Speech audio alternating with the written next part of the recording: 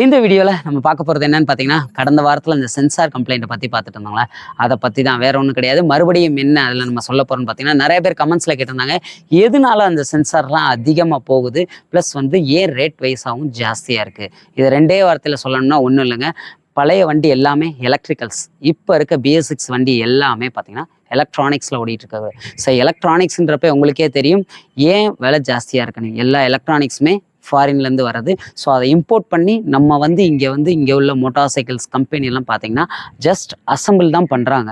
So எல்லா செமிகண்டக்டர்ஸும் பார்த்தீங்கன்னா ஃபாரினில் தான் கிடைக்குது. ஸோ அந்த செமிகண்டக்டர்ஸை வச்சு தான் பார்த்தீங்கன்னா இன்றைக்கி இந்த BS6க்கு வரக்கூடிய சென்சார்ஸ் எல்லாமே காருக்காக இருக்கட்டும், பைக்குக்காக இருக்கட்டும், பைக்குக்காக இருக்கட்டும், எல்லாத்துக்குமே பார்த்தீங்கன்னா இந்த செமிகண்டக்டர் சென்சார்ஸ் எல்லாமே ஃபாரின்லேருந்து தான் வருது. ஸோ அதனால தான் பார்த்தீங்கன்னா ரேட் வைஸ் இதுக்கு ஜாஸ்தியாக தான் இருக்குது. இங்கே இம்போர்ட் பண்ணி அதுக்கு ஒரு சேல்ஸ் டாக்டி, டியூட்டி டேக்ஸ் எல்லாம் போட்டால் கண்டிப்பாக அந்த ரேட் வந்துடும். அப்போ எலக்ட்ரிக்கல்ஸ் என்னன்னு பார்த்தீங்கன்னா, எலக்ட்ரிக்கல்ஸ் எல்லாமே இங்கே ஓன் மேனுஃபேக்சரிங்காக இருந்தது. ஸோ உதாரணத்துக்கு சொல்லணும்னா, எலக்ட்ரிக்கலில் நம்ம ஸ்டார்டிங் ஆயிலாக இருக்கட்டும், லைட்டிங் ஆயிலாக இருக்கட்டும், ஸ்டேட்டர், மேக்னெட் ரோட்டராக இருக்கட்டும், எல்லாமே பார்த்தீங்கன்னா இந்தியாவிலே மேனுஃபேக்சர் பண்ணி இந்தியாவில் கம்பெனிலே இங்கேயே அசம்பிள் பண்ணிடுறாங்க. ஸோ அது வைஸ் பார்த்தீங்கன்னா இது எல்லாமே விலை கம்மியாக இருக்கும். எலக்ட்ரிக்கலில் உள்ள கம்பெனிகளை ஒரு சில கம்பெனி சொல்கிறேன், INL, வராக், ஆட்டோ எலக்ட்ரானிக்ஸ், பவர், அந்த மாதிரி நிறைய கம்பெனிஸ் வந்து பார்த்திங்கன்னா இந்தியாவில் உள்ள ஓன் மேனுஃபேக்சரிங் பிளான்ட் வச்சுருக்காங்க. ஸோ அந்த வைஸ் வந்து பார்த்திங்கன்னா மேனுஃபேக்சரிங் காஸ்ட் எல்லாமே எலக்ட்ரிக்கல்ஸில் கம்மியாகும். பட் எலக்ட்ரானிக்ஸில் பார்த்திங்கன்னா இப்போ எல்லா சென்சார் நீங்களே ஒரு ECU எடுத்து பாருங்கமே. ஜஸ்ட் உங்களுக்கு ஹோண்டா கம்பெனியை சொல்லணும்னா கோவா அந்த மாதிரி இருக்கும், டென்சோ இருக்கும். டென்சோலாம் ஒரிஜின் ஜப்பான்லேருந்து வருது. ஸோ அதை இங்கே வந்து சிப்பெல்லாம் கொண்டு வந்து அசம்பிள் பண்ணுறாங்க. ஸோ அந்த மாதிரி நிறைய கம்பெனிஸ் வந்து பார்த்திங்கன்னா இங்கே தான் அசம்பிள் பண்ணுறாங்க, அங்கே உள்ள ரா மெட்டீரியலை வாங்கி.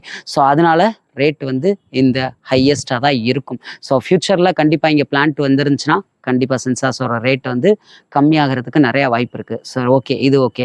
அப்போ ஏன் அடிக்கடி இந்த எலக்ட்ரானிக்ஸ் போகுது? இதுக்கு ஒரே ஒரு சிம்பிளான உங்களுக்கு ஒரு உதாரணம் சொல்லிடுறேன். பழைய நம்ம டியூப்லைட், சோக்கு வர டைப் டியூப்லைட் பார்த்தீங்களா, அது பல வருஷத்துக்கு ஓடும். நிறையாவே பார்த்துருப்பீங்க. சோக்கெல்லாம் அப்படியே தான் இருக்கும், பட் டியூப்லைட் ஃபியூஸ் ஆகும், இல்லைன்னா அந்த ஸ்டார்டர் இருக்கும், அதுதான் போகும் மெயினாக. டியூப்லைட்டே மொத்தமாக அவுட் ஆகாது, தனித்தனியாக பார்ட் இருக்கும், அது ஒவ்வொன்றையும் மாற்றினா டியூப்லைட் எடுத்துரும். ஆனால் இப்போ வரது எல்லாமே எலக்ட்ரானிக்ஸ், LED லைட். LED லைட்லாம் பார்த்தீங்கன்னா கரெக்டாக 1 இயர் வாரண்டி கொடுப்பாங்க. அந்த 1 இயர் முடிகிறது எப்படி அந்த LEDக்கு தெரியுமோ தெரியலை, கரெக்டாக அந்த 1 இயரை தாண்டினோடனே போயிடுது. ஆமாம், LEDலாம் நல்லா பாருங்கள், பிரைட்னஸ் வர வர வர கம்மியாகி கடைசி அடியாயிரும். ஸோ இது ஒரு உதாரணம் வச்சுக்கலாம் எலக்ட்ரிக்கலுக்கும் எலக்ட்ரானிக்ஸுக்கும். ஸோ இதுதான் ஒரு நல்ல உங்களுக்கு எக்ஸாம்பிள் புரிஞ்சிருக்குன்னு நினைக்கிறேன். இப்போ எல்லாமே எலக்ட்ரானிக்ஸாக மாறினால தான் நமக்கு இவ்வளோ பிரச்சனை. எலக்ட்ரிக்கலாக இருந்துச்சுன்னா நம்ம கைவத்து நம்ம எல்லாம் அனுபவப்பட்டனால நமக்கு எலக்ட்ரிக்கலை ஈஸியாக இத்தனை நாள் ஹேண்டில் பண்ணியிருந்தோம். எலக்ட்ரானிக்ஸாக மாறினால இதை நம்ம ஹேண்டில் பண்ணுறது கொஞ்சம் சிரமமாக இருக்குது. பட் இது நாளடைவில் அதுவே பழகிக்கிறோம், அந்த மாதிரி தான். ஸோ இப்போ எல்லாத்துக்கும் இந்த வீடியோ புரிஞ்சிருக்குன்னு நினைக்கிறேன். எல்லாமே வந்து பார்த்திங்கன்னா நமக்கு டிஜிட்டல் டெக்னாலஜியாக போயிட்டுருக்கு, அதனால தான் இவ்வளோ பிரச்சனையும். ஸோ இதை இன்னும் அதிகமாக நம்ம என்ன தெரிஞ்சுக்கலாம் அப்படின்றத கீழே கமெண்ட் செக்ஷனில் கமெண்ட் பண்ணுங்கள்.